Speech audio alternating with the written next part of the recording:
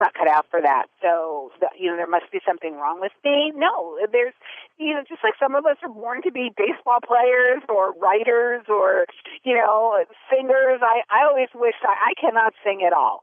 And that I wish I could sing, but I can't. I wasn't born to be able to do that. If you're not born to be an entrepreneur, it's okay. So when you get into the ocean, you get wet, correct? When you get into the entrepreneurial world, you're gonna get into risk. Is the nature of the beast, correct? So uncertainty, the unknown, and you are challenging that. Is that correct? Yes, it's almost like taming it, if you can. You can't completely tame it. I sometimes think about, I'm not a surfer. It looks really cool, but I would never do that. I don't have the guts to be a surfer. But it's like taming the wave, right? So some people look at the wave and go, I can stand in the ocean and take that wave on and, body surf, but I can't get up on a surfboard. But people who get up on that surfboard and you see them surf, they're kind of channeling the energy of the wave and putting it to work for them. And so I feel like it's kind of like that. It's being able to take the energy of your idea and entrepreneurship and marrying it together. And there's so many factors, Fernando, that are gonna predict whether you're successful or not. Again, you could have a great idea and launch in the middle of a recession, right? So, and then what? You did all your homework in 2007 and everything said go, and then 2008 comes along and nobody has any money. So, what do you do then? Do you keep going and perhaps run out of any resource you have, or do you pull back, you go get a job, you wait for the economy to get better, and then you launch? It's a series of decisions that you will make constantly and remake over the course of your business ownership. And it's just being able to keep going and to see the path ahead that enables you to succeed. And using as many resources as you can. There's so many resources today. This didn't exist. Like I said, I've been doing this since 1978. There were so few resources at that time. This is such a great time to start and grow a business because there's so much available information and knowledge for you to tap into. Correct. Do you need to be egotistical, selfish, in order to be successful as an entrepreneur? No, I think you need to be exactly the opposite. I think you need to be collaborative.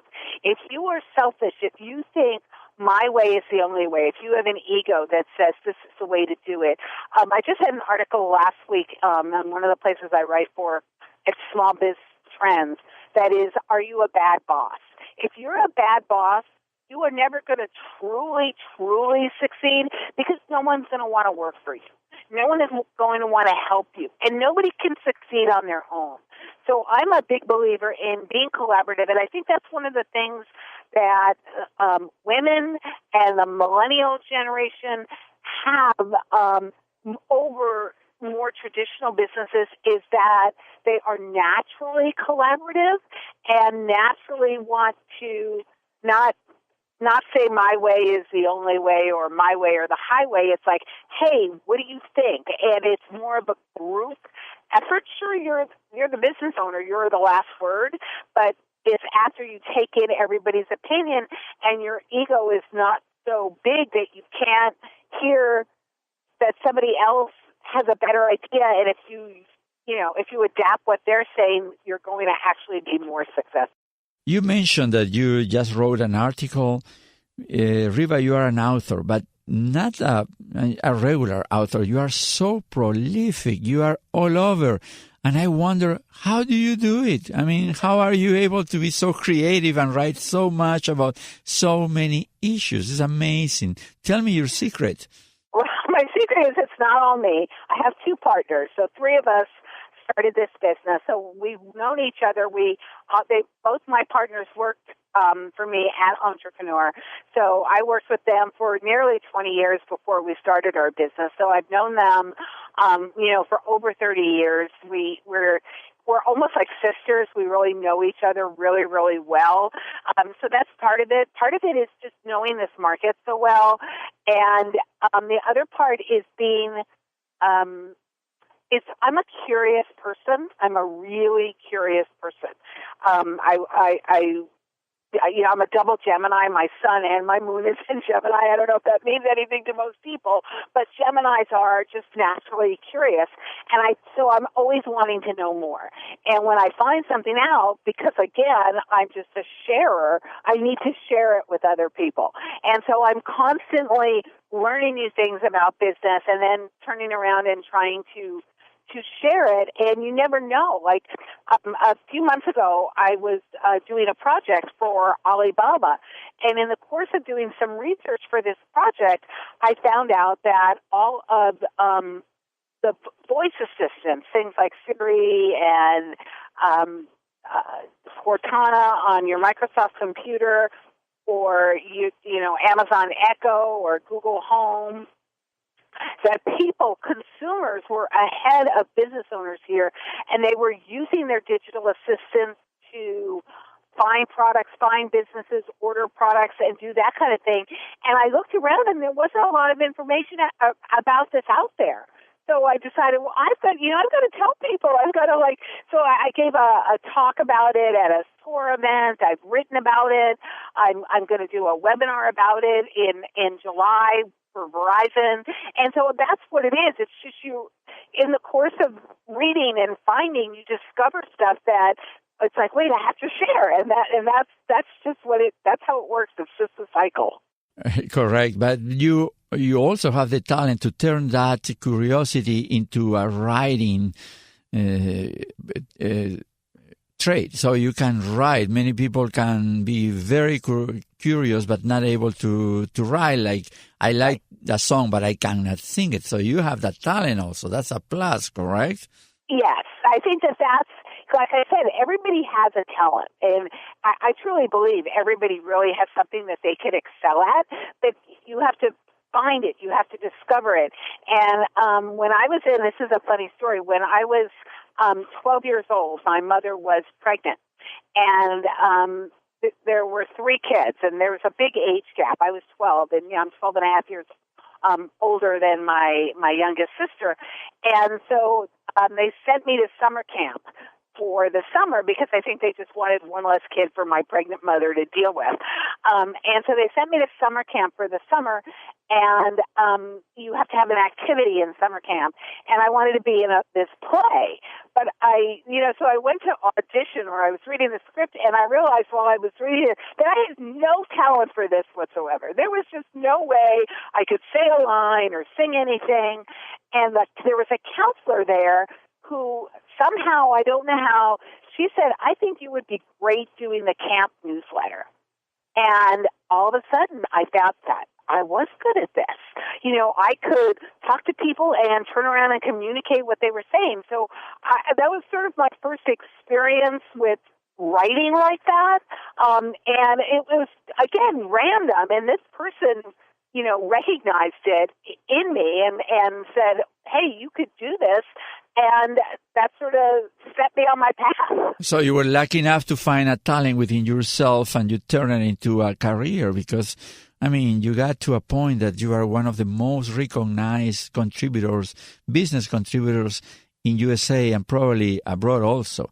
But I want to ask you something. What about habits? What kind of habits you have besides curiosity? You could say that to be curious is a habit of yours, or you have more things that make Rieva what it is today? Well, yes, I think curiosity is a habit. I think I was just born curious. So I think that has helped me a lot. I was also a born optimist.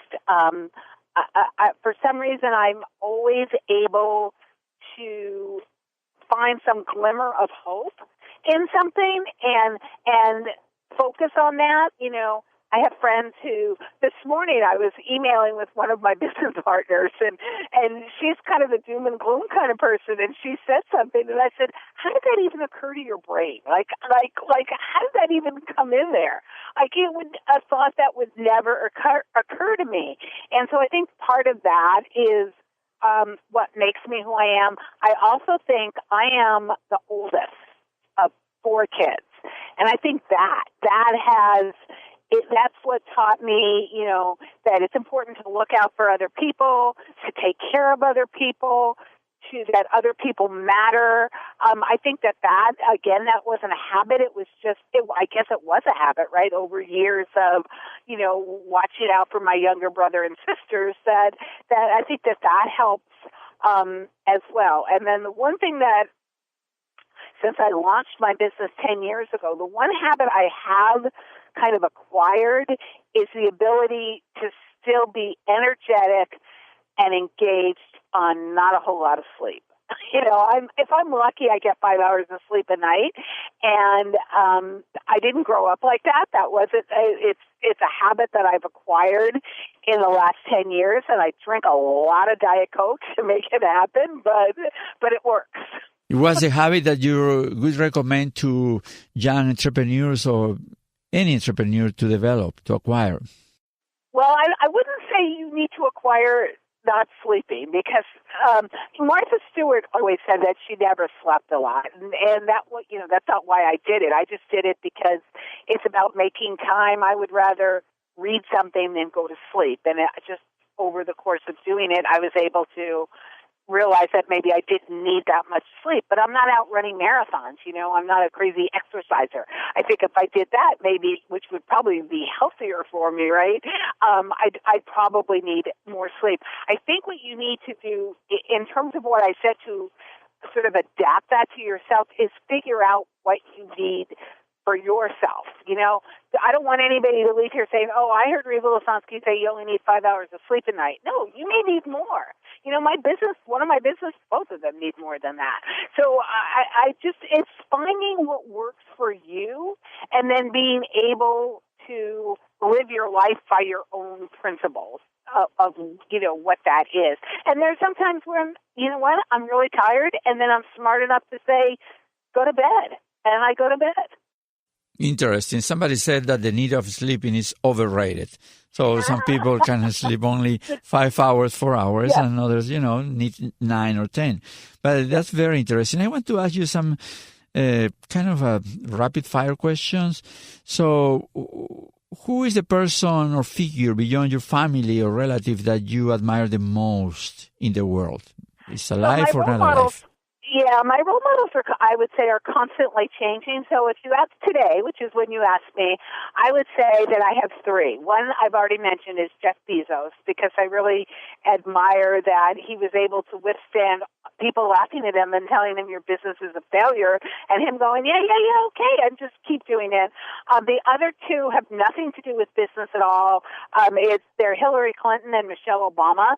I just admire them for who they are, for living their principles, for believing what they believed in, despite the fact that, a lot of people, said bad things, say bad things, whatever. They believed in what they believed in, and still live that today. And so right now I really admire both of those women immensely. Interesting, because you live in Orange County, which is one of the Republican conclaves, center of the world. But anyway, that's very interesting. Now, if you would have the chance to ask one of these 3 figures, to ask them advice, what would you ask?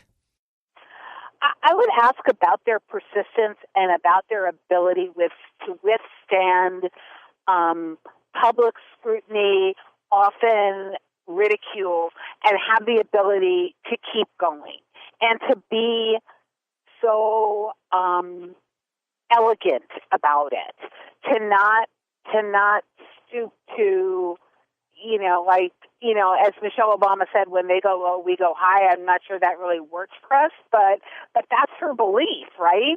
And so I think she was trying to impart life lessons. And so I think that I want to know how you do that, because I think if people said about me in public what people say about them, it would wound me deeply. I think I would, as optimistic as I am, I think I would not want to come out of my house again. Like, I don't know how people